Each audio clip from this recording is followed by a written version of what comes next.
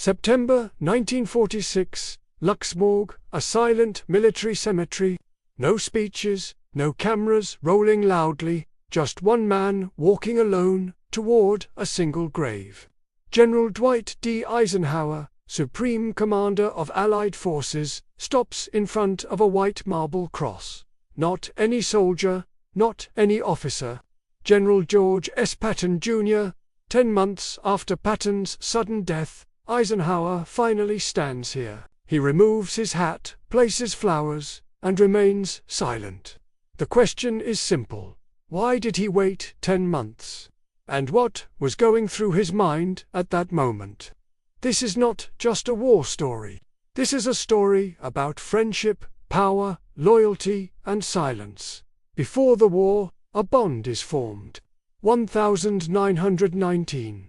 Their story did not begin on the battlefield. It began in 1919 at Camp Mee, Maryland. Eisenhower was 29. Patton was 34. The Great War had just ended, but both men believed another war was coming. They studied tanks together, crude machines like the Renault FT and the Mark Voyer.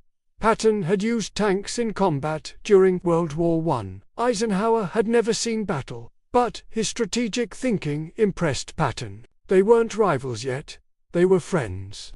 They visited each other's homes. Their wives became close. They talked endlessly about how future wars would be fought. They were opposites. Patton, loud, aggressive, theatrical. Eisenhower, calm, controlled, diplomatic. Yet Eisenhower saw something rare in Patton. Pure battlefield instinct. North Africa. Eisenhower trusts Patton. 1942–43. When World War II arrived, Eisenhower rose quickly. North Africa was his first major test as Supreme Commander. Patton led the Western Task Force during the invasion of Morocco. The operation was fast, decisive, and successful. Later, disaster struck at Kassin Pass. American forces were humiliated by Ramleh's Africa Corps. Morale collapsed. Eisenhower made a bold decision. He handed Patton command of the shattered U.S. Duke. Patton transformed it almost overnight. Strict discipline, relentless training, aggressive leadership. Soldiers feared him and followed him. Once again, Eisenhower had been right. Sicily, the moment that nearly ended Patton. August 1943, Sicily. Patton visited a field hospital and encountered soldiers suffering from combat fatigue. He exploded. He slapped 2 soldiers on separate occasions, calling them cowards. The news leaked. America reacted with outrage. Politicians demanded Patton's removal. The press wanted his career destroyed. Eisenhower now faced the hardest decision of his command: fire Patton or protect him. He chose to save him. Patton was forced to publicly apologize to soldiers, officers, entire units, a humiliation Patton never forgot. He kept his rank but lost trust. The Ghost Army and D-Day deception. Patton was too dangerous to ignore and too controversial to deploy. So Eisenhower used him differently. In England, Patton commanded a fake army. Inflatable tanks, fake radio traffic, dummy bases.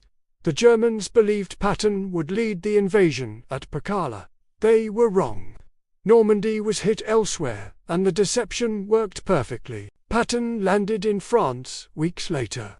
When he finally took command of Third Army, Europe changed. Speed, glory, and growing tension.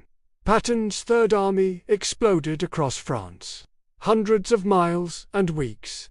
German defenses collapsed. But success created tension. Fuel shortages, political priorities, British pressure. Eisenhower backed Montgomery's Operation Market Garden. Patton was furious. He wanted Berlin. Eisenhower wanted balance. Strategy clashed with ambition. The bulge, Patton's impossible turn. December 1944. Germany launched its last major offensive. The stone was surrounded. Eisenhower asked who could relieve it. Patton said, "Give me 48 hours." He did it in 36. A full army pivoted in a blizzard and broke the German flank. Bastonia was saved. Yet politics returned. Montgomery claimed credit publicly. Patton nearly resigned. Eisenhower once again stood between alliance and loyalty. After victory, everything falls apart. Germany surrendered. The war was over. But peace was worse for Patton. He openly criticized. He compared Nazis to political parties. He suggested confronting the Soviets immediately. The press exploded. Eisenhower had no choice. October 1945, Patton was removed from Third Army Command, given a ceremonial post, a quiet exile. Their friendship ended without reconciliation. December 1945, the accident. December 9, 1945, a short drive, a low-speed collision. Everyone walked away except Patton. His neck was broken.